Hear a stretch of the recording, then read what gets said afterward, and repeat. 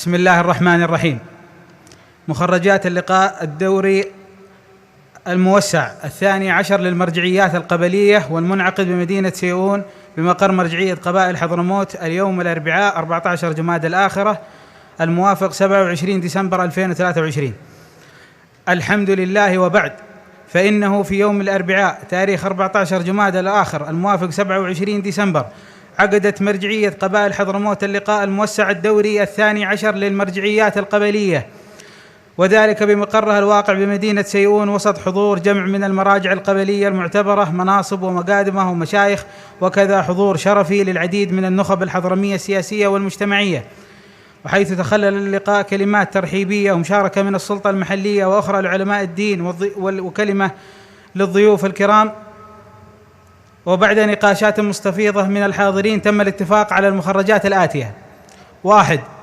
تبارك المرجعيات القبلية والنخب الحاضرة البيان الذي أصدره المبعوث الخاص للأمين العام للأمم المتحدة بشأن التوصل إلى خارطة الطريق لدعم مسار السلام في اليمن، وتثمن جهود الأشقاء في المملكة العربية السعودية وسلطنة عمان في حرصهم الدائم على تشجيع الأطراف اليمنية للجلوس على طاولة الحوار للتوصل إلى حل سياسي شامل.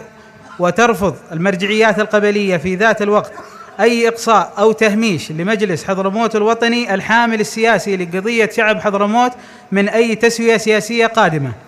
2.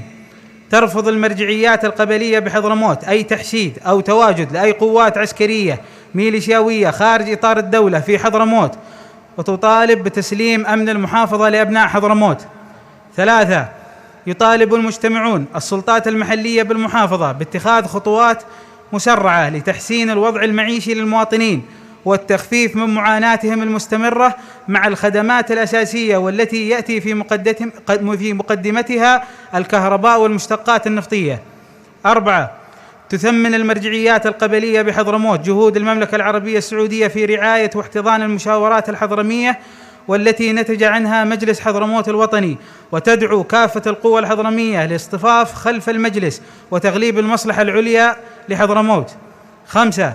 يبارك الحاضرون جميعا لأبناء حضرموت حلول الذكرى 10 للهبة الشعبية الحضرمية، والتي انطلقت شرارتها الأولى في 20 من ديسمبر لعام 2013 ميلادي عقب استشهاد الشهيد سعد بن حبريش العلي رحمة الله عليه.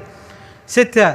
تدعو هيئة الصلح والتحكيم بالمرجعية أبناء حضرموت لتحكيم العقل وترك كافة الخلافات والصراعات والسعي في الصلح، كما تدعو كافة الجهات القضائية والأمنية للمساندة والمشاركة جنبا إلى جنب بما يحقق ويدعم أمن واستقرار المحافظة. 7.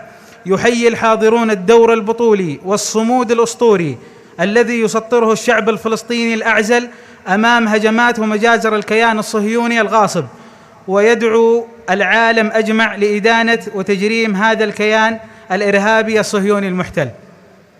صادر عن اللقاء الدوري 12 للمرجعيات القبلية.